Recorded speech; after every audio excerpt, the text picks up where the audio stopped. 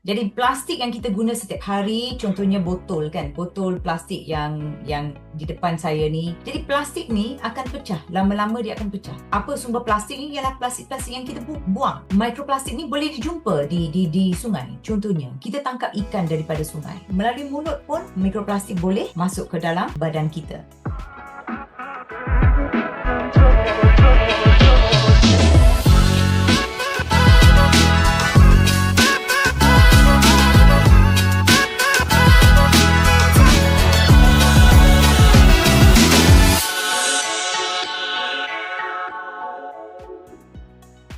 Halo EH Friends, selamat datang di podcast EH Institute. Pada podcast EH Institute kita akan berbincang-bincang seputar kesehatan, lingkungan, dan teknologi. Kita percaya bahwa riset melewati penelitian, inovasi, dan kolaborasi, kita bisa menemukan solusi yang berkelanjutan yang berdampak pada masyarakat. Pada episode kali ini, EH Institute akan membawakan tema terkait isu mikroplastik. Isu ini akan menjadi sangat penting karena berkaitan langsung dengan kondisi lingkungan saat ini dan kehidupan manusia ke depannya. Tapi dari kita tuh masih banyak yang belum memahami nih apa yang benar-benar terjadi. Tapi sebelumnya, perkenalkan aku Muhammad Atta Syarafil Jalal yang akan membantu jalannya podcast episode kali ini. In today's episode we will have a special guest. It is Dr. Dewika Naidu from Sunway University. Hello, Dr. Dewika. How are you today? Hello, Atur. I'm fine. Okay, great. Thank you so much for taking the time to join us today. But before we get into microplastics things, can you share about a bit about your background and what you do? Okay. Good morning, everyone.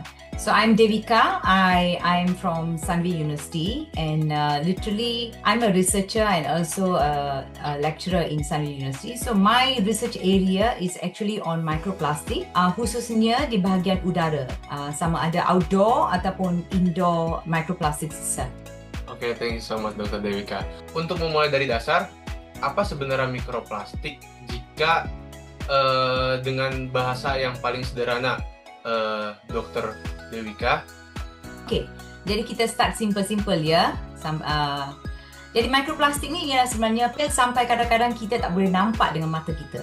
Jadi plastik yang kita guna setiap hari, contohnya botol kan, botol plastik yang di depan saya ni, ataupun bekas makanan yang dibungkus dengan plastik, baju, ya, dia tak akan hilang macam sisa makanan. Lama-lama dia akan pecah, contohnya macam botol ni kan. Jadi dia akan pecah menjadi cebisan-cebisan yang kecil, ya, dan lama-lama dia akan dipanggil mikroplastik. Jadi walaupun dia kecil, dia masih plastik. Dia tak boleh reput dan dia tak akan hilang. Semakin hari semakin kerana matahari, kerana cuaca, dia akan menjadi saiz yang lebih kecil. Jadi lagi lebih kecil dia senang dihirup dalam hidung kita. Dia akan terapung di dalam udara, sama ada di dalam rumah ataupun di luar rumah. Jadi kita tak nampak, ya, yang saya bagi tahu tadi tu kita tak nampak. Kalau botol besar macam ni kita nampak, jadi kita tahu bahayanya. Tetapi kalau dia dah sudah jadi kecil, ya, lama-lama dia dah jadi cebisan-cebisan yang sangat-sangat kecil dalam saiz mikron ataupun dalam saiz nano yang sangat kecil, kita akan hirup. Ini masalah dengan plastik. Dia tak reput, dia tak hilang, tapi dia ada di dalam persekitaran kita yang masalahnya kita tak sedar. Terus mengapa mikroplastik ini berukuran sangat kecil dan sebenarnya tuh mikroplastik tuh dari mana aja? Okay, plastik ni sebenarnya benda yang sangat keras kepala. Jadi dia tak terurai macam sisa makanan. Contohnya kalau sisa makanan kan, burger ke apa, kita tinggalkan dia dekat luar contohnya. Lama-lama dia akan hilang. Dia boleh biodegrade, maksudnya dia akan hilang dan tak akan harmful kepada persekitaran kita. Ya, tetapi bila plastik ni pula, yang plastik ni dia akan terurai. Dia kena matahari, kena hujan, kena geseran kan. Contohnya kalau kita jalan, kita terpijak ke ataupun tergesek. Jadi plastik ni akan pecah. Lama-lama dia akan pecah. Bila kena matahari ni, plastik ni akan jadi rapuh dan akan jadi macam powder, ya, halus, serbuk dalam bentuk serbuk. Jadi hari demi hari, tahun demi tahun, dia hanya akan menjadi semakin kecil. Tetapi dia keras kepala. Maksudnya dia tak akan hilang. Dia ada di sana. Sama ada di atas tanah, di dalam air atau di udara, terapung di udara. Jadi sumber plastik ni, apa sumber plastik ini ialah plastik-plastik yang kita buang. Contohnya plastik yang sekali kita pakai, yang plastik yang kita beli barang dekat pasar, ya, yang sekali kita pakai, ya, itu ialah contoh plastik. Tayar kereta, baju poliester, kapet, ya, kapet yang dekat rumah, ya, sofa, dan juga pembungkusan makanan, dan banyak lagi di sekeliling kita. Jadi plastik-plastik ni semua dia akan hancur, ya, lama-lama dia akan rapuh. Dan ada juga plastik yang memang dibuat daripada kecil, ya, daripada awal terus. Contohnya barang-barang kosmetik, contohnya yang scrub muka yang ada biji-biji kan dalam tu, itu ialah mikroplastik. Dia beads, memang dari awal dia dah dibuat dalam saiz yang kecil. Jadi kita ada dua jenis plastik, satu yang saiz besar yang akan bergeser dan menjadi kecil, dan satu lagi ialah plastik yang memang sedia ada yang kita dah buat dalam saiz yang sangat kecil, ya. Contohnya facial scrub, barang-barang kosmetik kan, banyak ada kosmetik yang sekarang kan yang digunakan dalam bentuk yang kecil-kecil. Ini salah satu hal yang cukup menarik perhatian publik belakangan ini adalah ditemukannya mikroplastik dalam air hujan di Indonesia. Bagi banyak orang, hujan itu seringkali diasosiasikan dengan alam dan sesuatu yang bersih dan murni gitu. Jadi ketika mendengar bahwa air hujan itu mengandung mikroplastik, hal ini terasa cukup mengejutkan. Selain air hujan, di mana lagi mikroplastik dapat ditemukan di sekitar kita? Betul, Atul. Jadi air hujan bukan hanya di Indonesia, tetapi air hujan di Malaysia dan juga di banyak negara, ya, memang ada mikroplastik dalamnya. Ya, sebenarnya mikroplastik ni dah ada di mana-mana. Ya, bukan hanya air hujan. Contohnya di dalam sungai, di dalam laut, di atas tanah, dalam pasir, di udara, debu di rumah, di gunung, di bandar, di kampung, bahkan tempat-tempat yang betul-betul terpencil.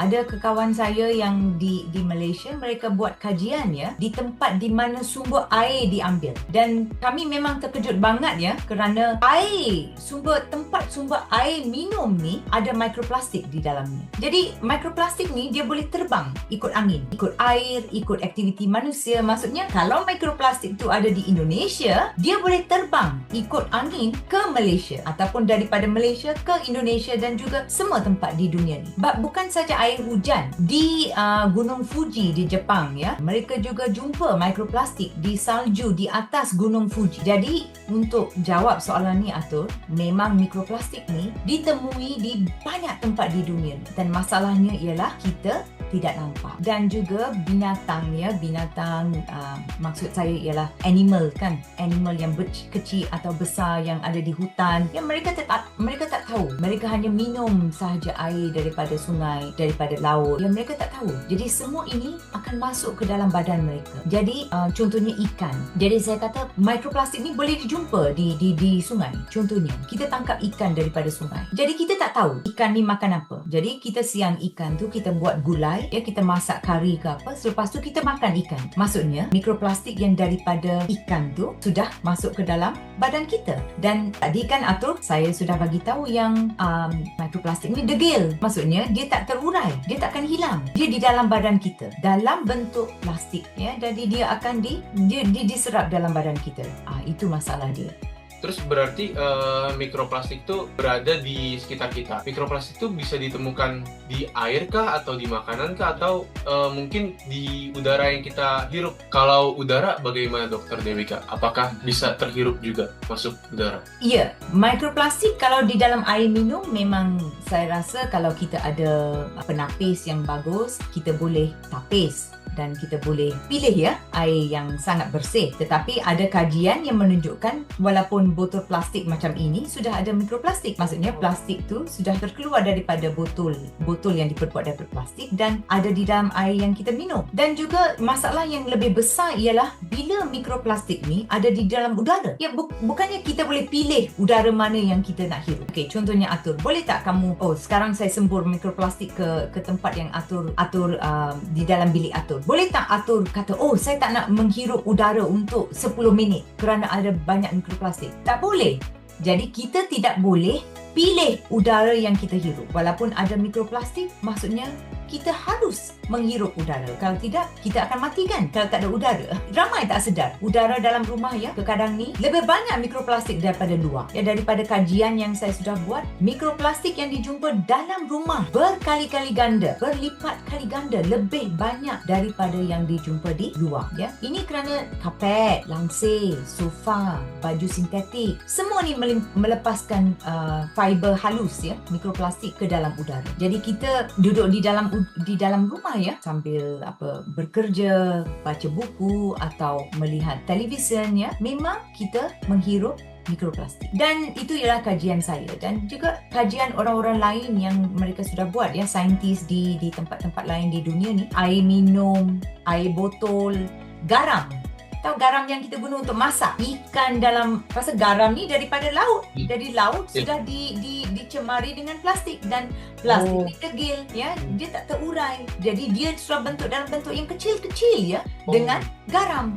Jadi kita tak tahu, kita ambil garam tu kita letak dalam kuah kita atau kari kita atau masakan kita kan. Jadi kita makan mikroplastik dalam ikan, makanan laut ya. Contoh makanan laut, memang semua makanan laut ya, terutamanya yang kerang. Di Malaysia kita panggil kerang ya. Tetapi di Indonesia tak tahu pula apa namanya kerang. Yang macam oyster, clam kan, keluarga tu. Sayur dalam beras, semua tempat. Jadi memang kita ni dicemari oleh mikroplastik. So basically, microplastic contaminate anything in the world ya. Betul. Kontaminasi. Betul.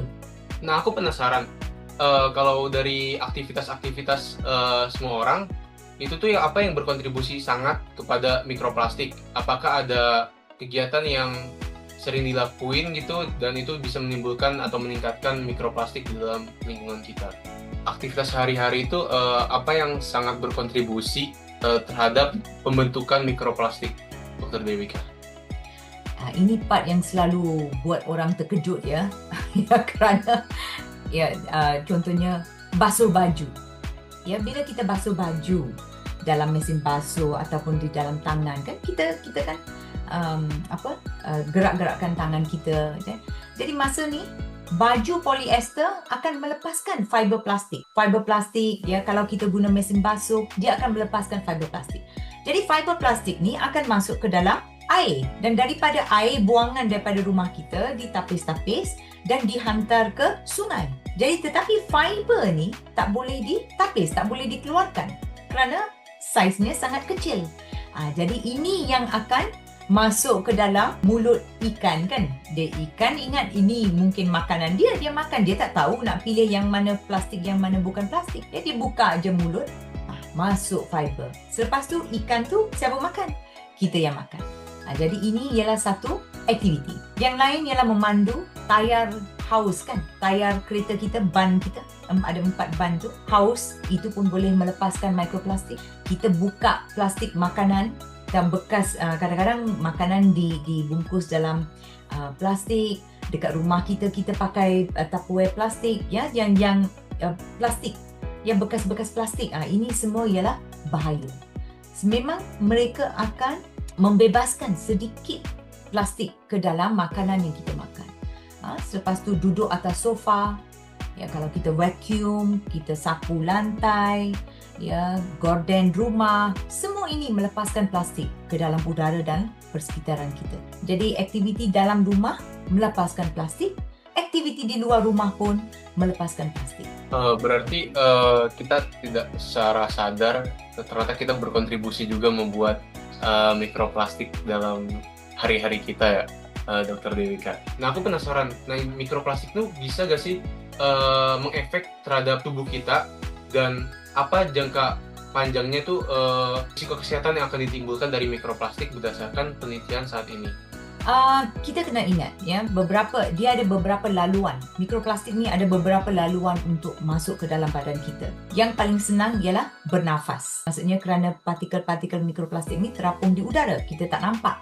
Kita bernafas. Jadi bernafas dia masuk ke dalam badan, ke dalam paru-paru kita. Selepas tu di dalam makanan dan minuman, ya. Jadi ini melalui mulut, ya, mulut. Jadi melalui mulut pun mikroplastik boleh masuk ke dalam badan kita. Melalui sentuhan, melalui kulit memang ada, tetapi dia masih di dalam kajian, ya, kerana kita sudah ada lapisan dermis di atas kulit kita, ya. Jadi dia ada barrier dia. Dan untuk menjawab soalan Arthur, apa akan biasa jadi pada tubuh kita, ya, dengan plastik yang jangka panjang ni, jawapan jujurnya ialah sains masih mengkaji. Tapi ada kajian awal menunjukkan mikroplastik boleh menyebabkan radang, inflammation, ya, inflammation, radang ke dalam ni. Tekanan pada sel badan boleh bawa kita masukkan mikroplastik yang degil, yang tak boleh terurai. Maksudnya dia dalam badan kita. Jadi lama-lama 10 atau 20 tahun akan datang, mungkin dia boleh menyebabkan kanker. Yang seperti saya kata, jawapan jujurnya ialah sains masih mengkaji. Tetapi setahu kita, pemahaman kita, bahan-bahan ini ialah bahan-bahan